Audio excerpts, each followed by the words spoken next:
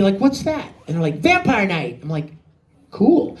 And I kept seeing more and more of them, so I kind of got the impression, if this show ever gets dubbed, I would love to be a part of it, because it looked like a pretty cool show. So finally one day, Bang Zoom in Los Angeles called me and said, we want you to come and audition for this show called Vampire Night. I was like, yes!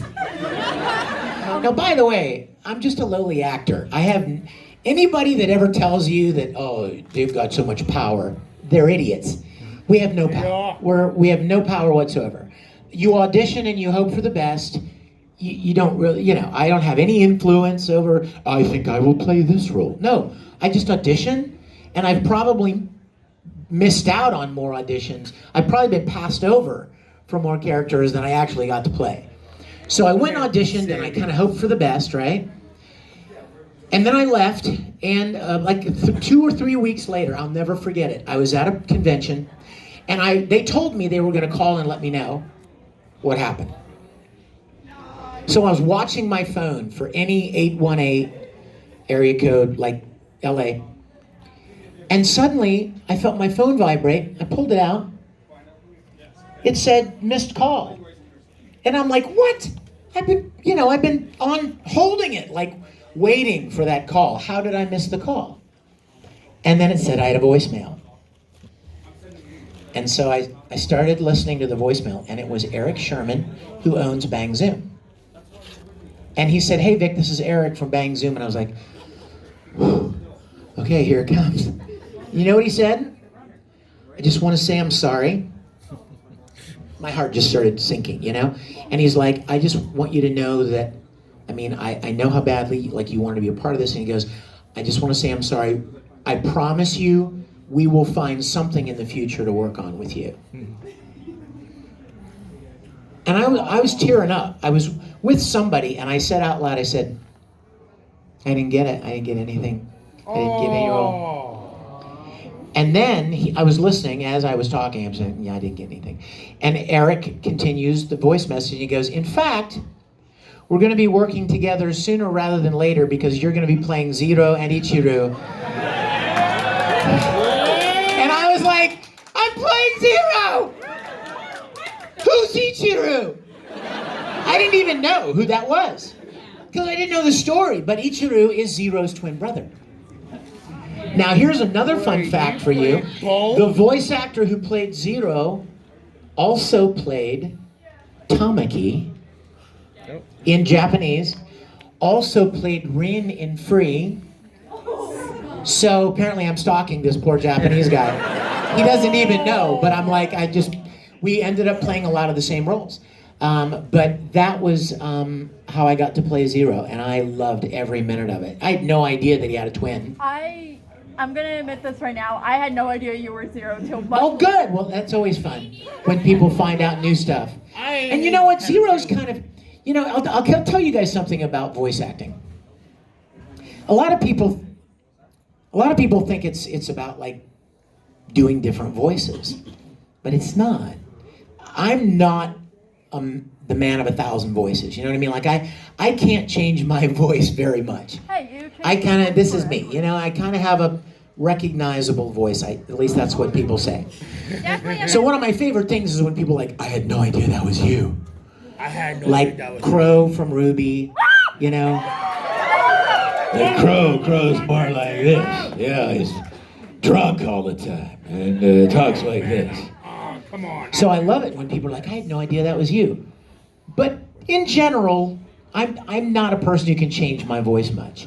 But I am an actor.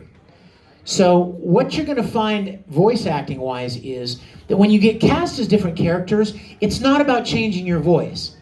It's about the personality of the character. For instance, Tamaki. Tamaki is flamboyant, right? And musical. The way he speaks is so musical. Long live the poor. Right? But it's still my voice. It's the attitude is different. Whereas Zero is more angsty and a little lower. Not musical at all. You see the difference? It's the same voice. It's just a different attitude. And, and Ed is similar to my voice as well, especially when I get excited. Hey, man, got some The voice goes up a little bit, and you make it a little raspy, and that's Edward. Right? So it's not about changing your voice. Those of you that are interested in voice acting, it's not about changing your voice. It's about acting. It's about playing the personality of the character. Who else has got a question? Yes. Dude, I love you. Thank you. How did you get permission from the IP owners to do that? Oh, we didn't. They're coming to take me to jail right now, probably. No, here's the thing, you guys. Here's the thing. You're not allowed to take someone else's property and make money from it. That's illegal. But we weren't making any money. We didn't charge a penny. In fact, it cost me a lot of pennies. But I made it for love, not for profit. So the caveat is, as long as you don't make money from it, go ahead, celebrate your love for Star Trek or Star Wars or Battlestar Galactica or Doctor Who, whatever. Just don't sell it because it doesn't belong to you. So that's how we were able to do it, is we did not charge a penny. It's all free. You guys can go to StarTrekContinues.com, all 11 episodes, and probably 20 or 30 behind-the-scenes videos. Making of, production, behind-the-scenes, bloopers, all kinds of stuff, all free to watch.